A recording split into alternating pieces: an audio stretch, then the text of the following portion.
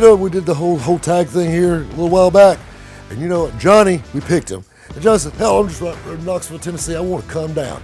Well, we're swapping chairs. So Johnny, you get a chair, but not only you get your tag too. So I thought that's kind of cool. He's starting his YouTube channel. Says he's going to sit in this thing, do that. Johnny, there's your signed plate. Heck yeah. Look at that. Dude, it was made. It is. It's nice, don't it? It's just broke in just right. Kind of slopey in the front. There's no springs poking my butt. It's great. It's quality. It's quality. It's what we do here at RUC. I tell you what, Johnny, let me hop up, and we're going to do one more vid with this chair, and this old girl will be ready to go home to Tennessee. Cramming in my Buick. That's right. That's right. Tell you what, hop back. We're going to tell a story right quick. If you'll hop over there, and we're going to get this thing knocked out. That's how we do it in the South. What's going on, guys? Welcome to Rabbit's Used Cars. It's kind of a sad day. It's kind of a good day. I'm looking at the new chair, looking at the new owner of the old chair.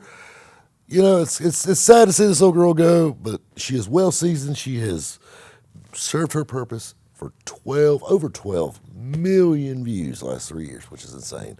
All this time I thought my mom was the only one watching. That's crazy. But I want to do one last story. Got Johnny, the guy's going to take his chair with him. I said, Johnny, you got a few minutes? I just want to shoot this right quick. So we got mic'd up, set up right quick, and we're going to tell one more story to this old girl. A little nostalgic. But anyway, humbling experiences. I want to tell you something. I am probably the most blessed human being on this earth. I have the most fun job I'm literally almost said funnest job ever. I don't know if that's a word, but it's the truth. I get to play with old cars all day long, talk to you guys. I love it. I love it. And it's opened up doors and opportunities that I never dreamed of. So everything reminds you of a story, and this is no different. The other evening, I was hanging out with my mom. Took mom out on a hot date. I called her up and said, rub a little rouge on that face. Let's get your ass outside. Let's me and you go to dinner. So we're going to go to dinner. Took mom out. Can't forget about her. And, we go out to dinner, and we're laughing. We're cutting up. We'll talk about dad, or we'll talk about business, or we'll talk about her job, and, going back and forth, and, laughing, cutting up. Had a great meal, and making fun of my love life, which is her favorite subject. It is entertaining sometimes, though. I will give you that. Anyway, so we're laughing, cutting up. She said, you know what we need to do? So we need to go visit your grandmother. And that's somebody I haven't talked about a whole lot on this channel. And my grandmother is probably as close as you're going to get to a saint on this earth. Quick rundown of my grandmother. She's 85 years old. She literally has been in a church every Wednesday and Sunday her entire life. And a few days in between those sometimes. Can quote the Bible front, back, and side to side. Very, very country and very simple and very sweet. And I love her. I do. I love her. She always makes me laugh. Probably one of the best cooks I've ever had in my life. True Southern cooking all across the board. All that good pickled, fried, everything. She's got it. And it can make a banana pudding that will bring a tear to your eye. It's damn good. Like old Johnny shaking his head. You know what banana pudding is. Exactly. But got to have the right Nilla wafers. That's the secret. But anyway, she said, we need to go see your grandmother. And I don't see her as often as I should. I'll be honest with you. You get going nonstop, and I'm always out of town. I mean, like I said, last week I was in Alabama. The week before that I was in Florida. The week before that, I was in the UK. It's just boom, boom, boom. So always go, go, go. So if I ever get like an evening off, I just kind of like to go home and cool my heels. Just chill. You got to do laundry sometime, and just kind of take it all in. I got a house I'm never in. And it's just nice to watch my TV for once, not be in a hotel room or whatever. And, and just kind of unwind a little bit. I usually take my phone and just kind of put it to the side, as long as nobody's dying or anything. Just chill out, watch a little Netflix or Amazon Prime or whatever.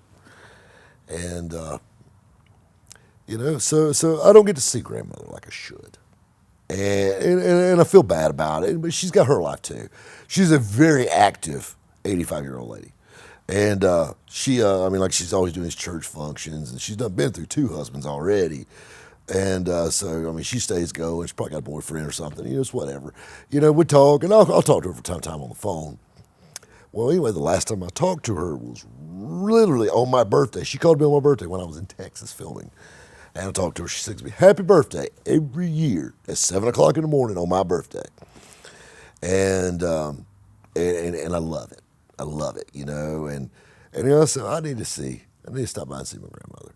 I need to stick my head in the door, So I said, heck, after dinner, I said, we'll just run by there and see her. It's just right up the road. So we did. We gave her a call, make sure, she didn't have a boyfriend or something over or whatever. And, don't want to walk in on that. That'll scar you. But, and she was just hanging out. So we stopped by there. And it tickles me how humbling life can be.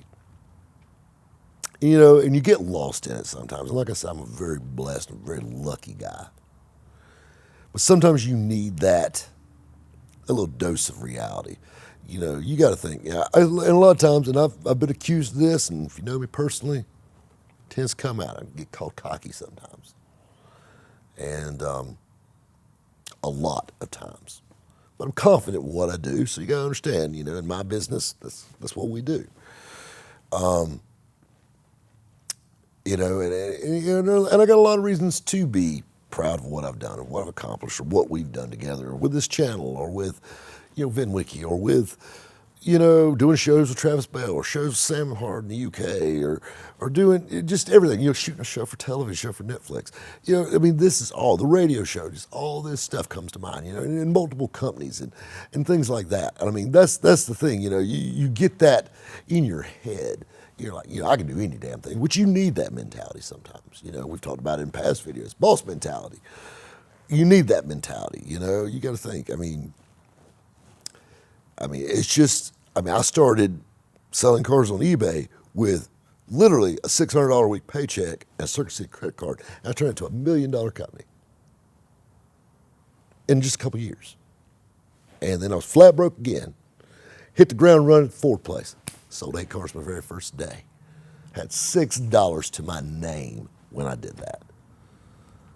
And, you got to think about it. I bought a sign shop. I didn't know anything about the sign business. In 30 days, I was on the news with all the stuff we were making.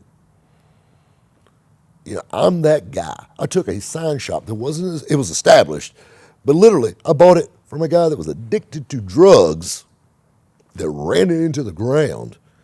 And in 30 days, we weren't on the news because he's on drugs. We were on the news because of these new windows that we were making.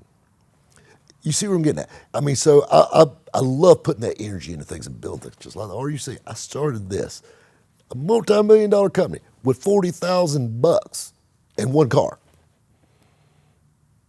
And literally buying our second dealership as we speak. So, sometimes I beat my chest. I'm badass. I can do it all. So we opened the door, Grandma. All 5 foot of her. She opens the door. Robbie. Hey, I call her Nanny. Hey, Nanny. She gave me a big hug. She said, "You never come and see me." I said, "I know I'm horrible." So we sit down, me and Mom sit down, and she's over here. And the very first words out of her mouth, not talking about the radio show, not talking about TV show, not talking about YouTube, not talking about car sales, not talking about anything. First words out of her mouth. "You remember when you were in the 4th grade and you threw up in my car?"